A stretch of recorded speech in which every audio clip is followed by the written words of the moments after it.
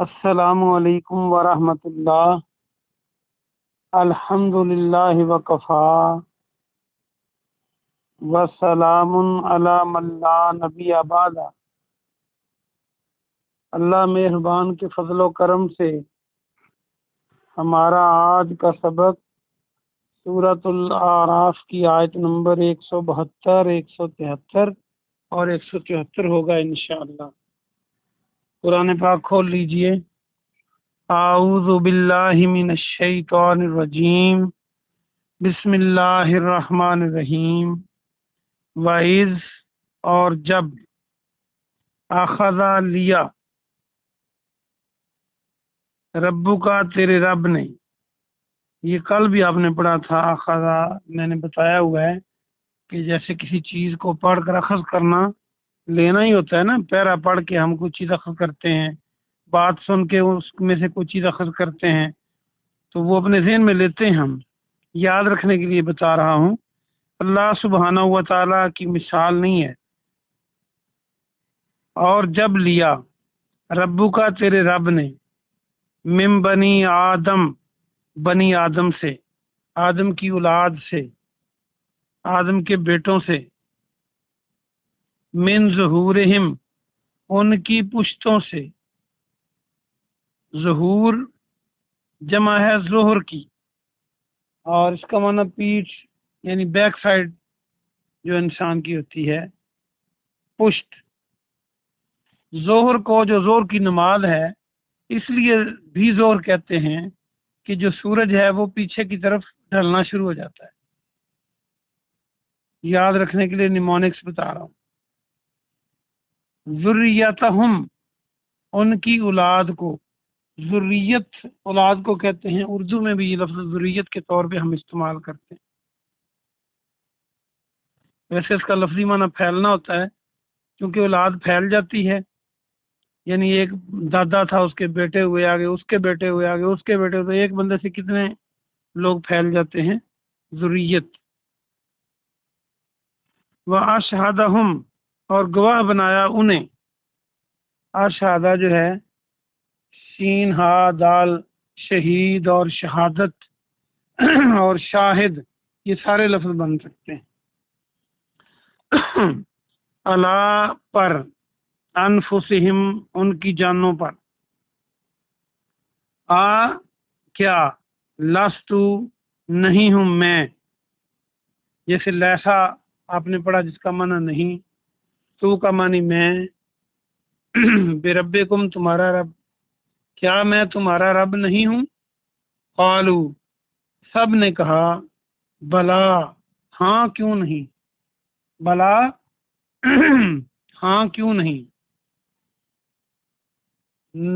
نافیہ part of the sentence کے آگے جب یہ بلا آتا ہے تو اس کے الٹ ہوتا ہے۔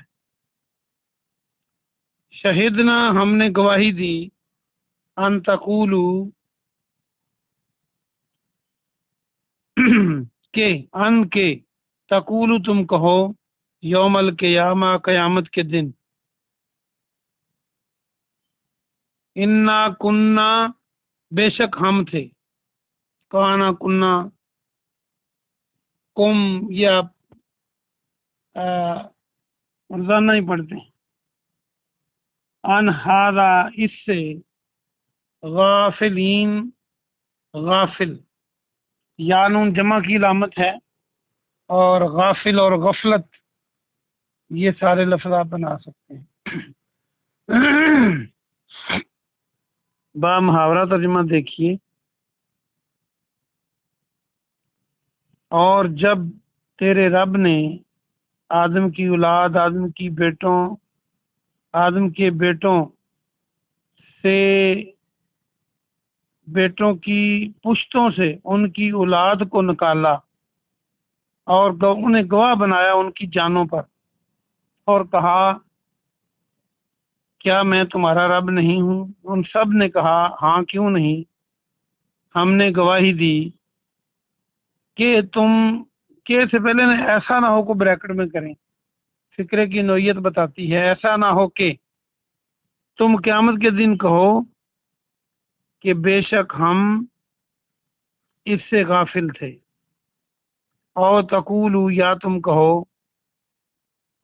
تاکہ مانی تم، تقولو میں واو الف جمع کی علامت آخر پر، انما در حقیقت، میں نے بتایا تھا اس کا ترجمہ بے شک کرنا تھوڑا ہے، اشرا کا شرک کیا تھا، آباؤنا ہمارے آبا نے، ہمارے آبا و اجداد نے، ہمارے باپ دادا نے، من قبل اس سے پہلے، وکننا اور ہم تھے، ذریتم من بعدہم، ذریہ اولاد، ابھی آپ نے پڑھا، من بعدہم ان کے بعد، ہم ان کے بعد ان کی اولاد تھے، افتہلکونا کیا تو ہم کو ہلاک کرے گا، یہ دیکھیں حال عام کاف اس کے اندر روٹ ورڈ ہے، اس سے ہلاکت اور ہلاک بنا سکتے ہیں آپ، آخر کی ضمیر نا اور شروع کا آ کا معنی کیا اور فا کا معنی پس کیا تو ہمیں ہلاک کرتا ہے، بما اس وجہ سے، فعل المبتلون فعلا کیا، فعل اور فعلا اور فائل کرنے والے کو کہتے ہیں، مبتلون کو یاد رکھنے کے لیے باطل کا لفظ لائیں، بات اور لام اس میں موجود ہے، الف لگا دیں تو باطل بن جائے گا جو حق کا اپوزٹ ہے، گمراہ، واو نون جمع کی علامت ہے، اس وجہ سے جو سب گمراہوں نے کیا، با محاورہ ترجمہ دیکھیے، یا تم یہ کہو کہ در حقیقت ہمارے آباء و اجداد نے اس سے پہلے شرک کیا اور ہم ان کی اولاد تھے، ہم ان کے بعد ان کی اولاد تھے، کیا تو ہمیں اس وجہ سے ہلاک کرتا ہے کہ گمراہوں نے جو کیا یعنی شرک کیا۔ اگلی آیت دیکھیں، آج کے سبق کی آخری آیت،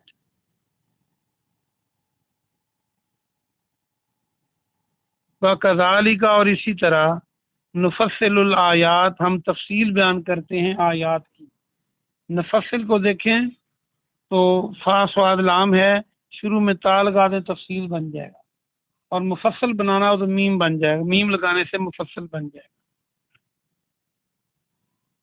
ہم اسی طرح آیات کی تفصیل بیان کرتے ہیں، وَلَعَلَّهُمْ يَرْجِعُونَ تاکہ وہ رجوع کریں، تاکہ وہ پلٹ آئیں، با محاورہ ترجمہ سنیں، اور اسی طرح ہم آیات کی کو تفصیل سے بیان کرتے ہیں اور تاکہ وہ سب رجوع کریں، با محاورہ ترجمہ ختم ہوا، آئیے ہم تفصیل دیکھتے ہیں۔